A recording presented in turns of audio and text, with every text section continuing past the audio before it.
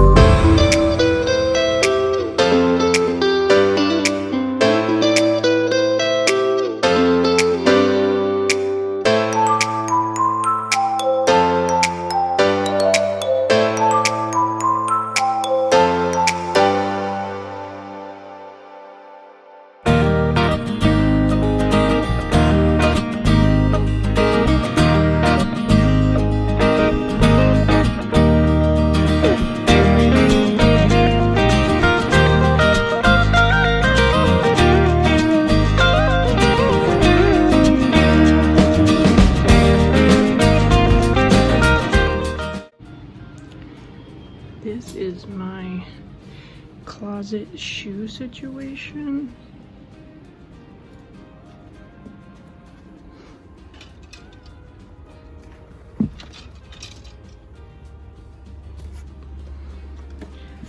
I haven't dealt with it for a long time, so I'm just gonna KonMari it right now.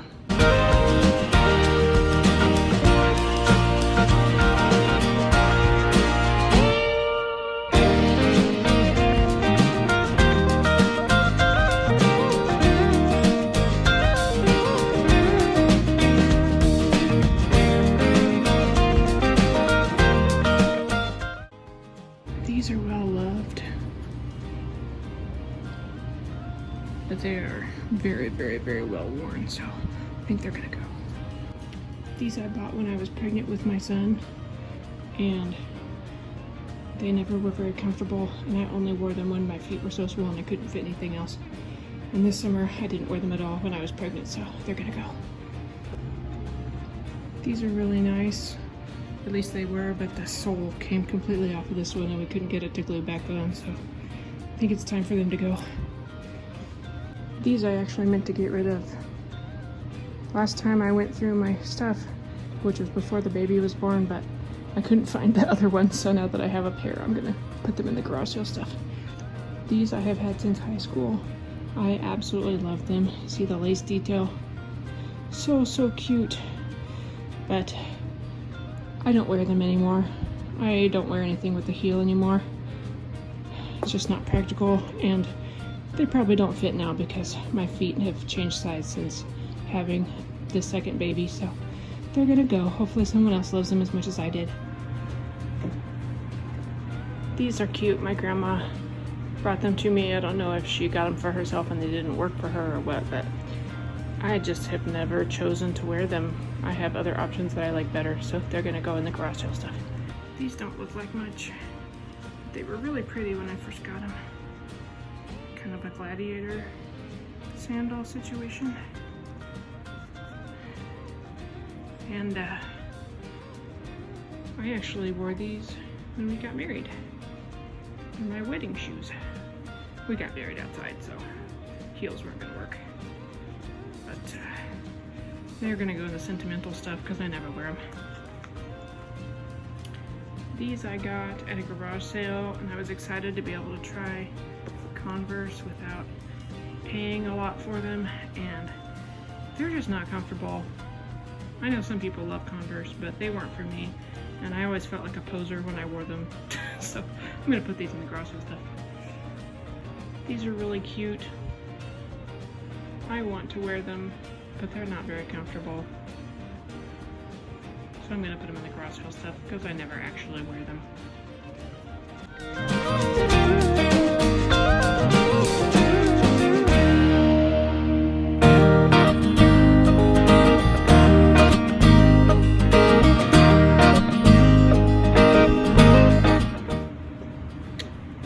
I'm actually going to keep both of these.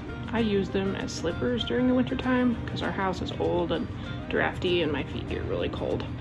So instead of turning up the heater more, I wear these UGG style boots, and because of the furriness of them, since I wear them every day, I like to have two pairs so I can alternate wearing them, so one of them has time to air out in between. So I'm going to put these in the closet, my storage closet, since they're winter and it's not winter time.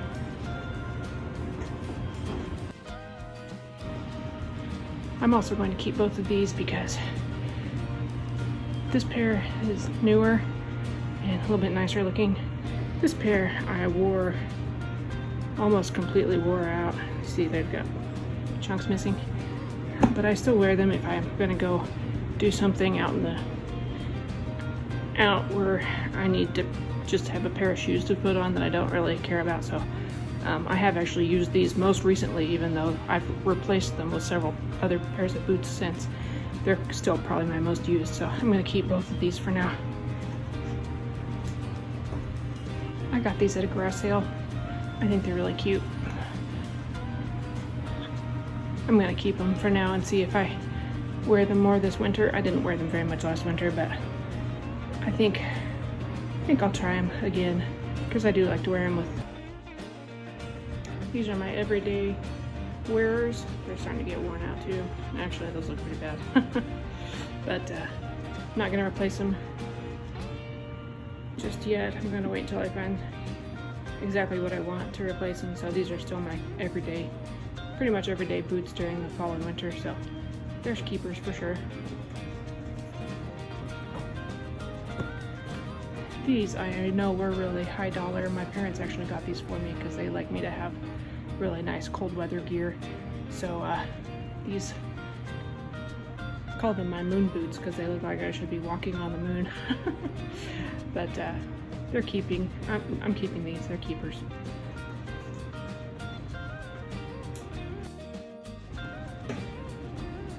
These I wear with dresses during the fall, dresses and leggings, fall and winter.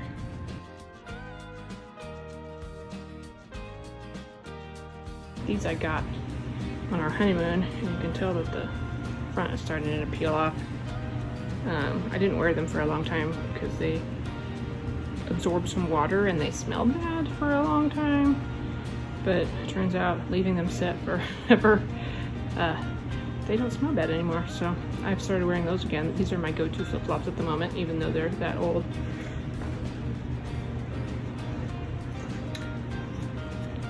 These have been my favorites before. They have mud all over them because I haven't worn them since we were up in Canada most recently. Shout out to Canada, my friends up there. So they have mud all over them, so I just got them out of a Ziploc bag from when they were in my suitcase, but I'm gonna wash them off and they'll probably be everyday wearers again. These used to be my pretty dressy sandals, flip-flops. They, as you can see, are very much worn out now, and they don't look so nice. You can't tell as well on the camera, but they're supposed to be really shiny silver shoes, and they're very worn now. So, but I still wear them all the time, so I'm keeping them. I just don't have a nice, in good repair pair of flip-flops right now. So when I get one, I'll get rid of a couple pairs of these. But right now I'm still wearing them. Okay.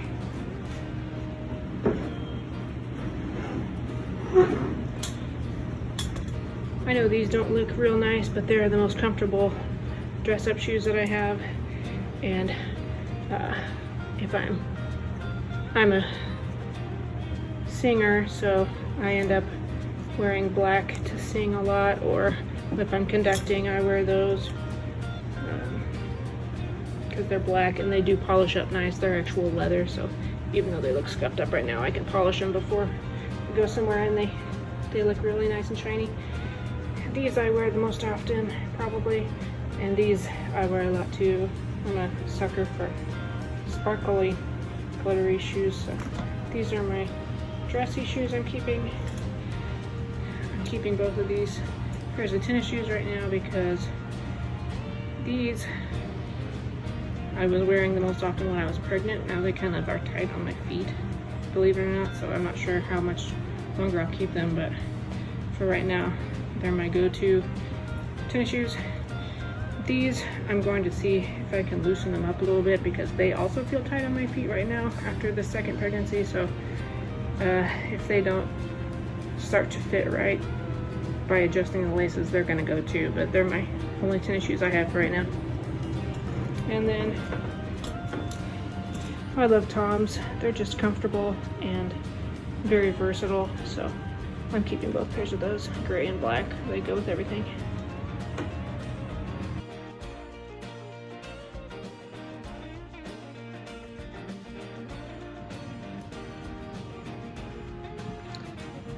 These I'm gonna take back downstairs because I'm wearing them all the time, so that's it. My Toms are in there.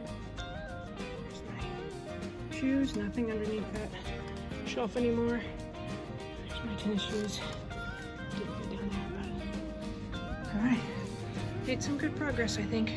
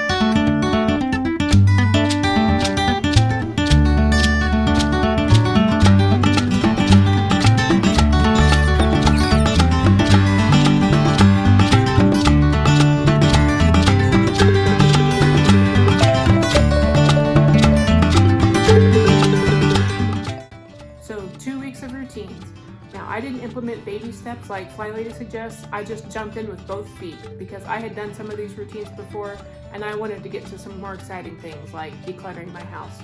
Here's what worked. My laundry situation is now under control. I got a new washer because my old washer broke in the middle of this 2-week series. So I have a brand new washer and that has motivated me to get my laundry done every day. I actually only had it on my list to fold laundry 3 days a week, but once I got my laundry situation under control, it felt good to just keep everything done on a daily basis. So I've actually been folding my laundry every day and it's working great. It actually works so well that I have now started cloth diapering. So I'd say that's a huge success. Even though I didn't get everything done every day, just knowing that I had a checklist and being able to check things off as I went motivated me to get a lot done. My house was noticeably cleaner even though I didn't get everything done on my list every single day. Walking for 30 minutes a day actually went really well too. It went well enough that I'm actually considering making my new goal to walk an hour for 5 days a week. I don't know if that's going to happen or not, but I'm considering it. So what didn't go well? Having specific tasks to do each day of the week was a little too structured for my personality. I think the tasks that only need done once a week I'm just going to have on a list and I'll get to them as I see that they are needing to get done, rather than having a specific one set for each day or 2 or 3 set for each day. So the 10-minute playtime that I implemented, it made a big difference in my kids' mood and in my mood, but doing it for 10 minutes twice a day was a little bit more than I was able to manage. So I'm going to reduce it on my list for just 10 minutes for each child once a day. I think that's a little bit more manageable, and I do spend a lot of one-on-one time with each child that isn't specifically the playtime, so I don't feel like I'll be neglecting them if I do this. I just want a more manageable, reachable goal, so I'm not feeling guilty all the time. So rotating toys was a great theory, but it never actually happened. My son got some brand new Tonka trucks that he absolutely loves for his birthday last week, and we haven't rotated toys since. So I might put rotating toys as one task on my full week list, but having it on there 3 days a week, which I currently have, is just unnecessary. The biggest thing I realized through this time is that FLYLady was right when she said you can't clean clutter. Even though I have a pretty clean house as far as the kitchen being sanitary, the bathroom being sanitary, the laundry getting done, the main areas getting vacuumed and tidied up, I still have piles of clutter everywhere, and I'm ready for that to go. So here's my plan. Our city has a big garage sale, and it's happening in 10 days. So my plan is to go through every single room of my house and declutter as much as I can before the garage sale happens in 10 days. So that's a pretty short amount of time to go through your entire house, but I've done this once before, recently, before my baby was born, and so I'm hopeful that I'll be able to do this second round a little quicker than the first time.